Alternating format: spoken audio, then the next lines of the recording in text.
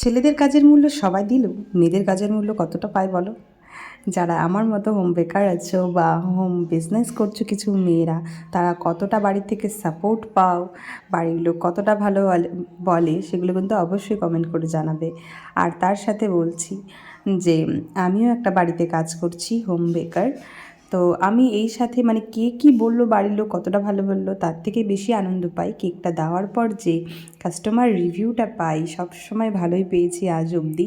সেটাই যে হ্যাপিনেসটা পাই, তাতে সব্বার কথা মাথা থেকে উড়ে যায়। কে কী বললো না বললো কিচ্ছু যায় আসে না। নিজে একটা কর্ম করি, অবশ্যই কর্ম করতে সবাইকে কষ্ট করতে হয়। কর্মের পথে বাধা অনেকই হবে, তবে তুমি সাকসেস হতে গেলে তোমাকে সেই বাধা অতিক্রম করেই কিন্তু চেষ্টা করতে লাগবে। তো এই জার্নিটা আমার প্রায় 4 বছরের কন্টিনিউ করছি। অনেক বাধা বিপত্তি এসেছে, তার মধ্যেও আমি এটা বাদ দিইনি। কারণ হচ্ছে এটাকে আমি একটু ভালোবেসেই করে ফেলেছি। ভালোবাসা দিয়ে করলে সেই জিনিসটা অবশ্যই থেকে যাবে। তো যাই হোক, এখন এই শীতে অফলাইন অনলাইন ক্লাস দুটোই হচ্ছে। 25 ডিসেম্বর এই ডিসেম্বরে রেগুলার অর্ডার আছে, তোমাদের সাথে সবগুলো যতটা পারবো আমি শেয়ার করব। ভিডিও এডিটিং করতেও সময় লাগে, তো আমি যে কটা পারি অর্ডার সেগুলো এডিটিং করে তোমাদের সাথে শেয়ার করি। তো যারা গঙ্গারামপুরে আছো বা বাইরে আছো, অফলাইন অনলাইন ক্লাস করতে চাও, তারা অবশ্যই কমেন্ট করো, আমি অবশ্যই তোমাদের সাথে যোগাযোগ করব।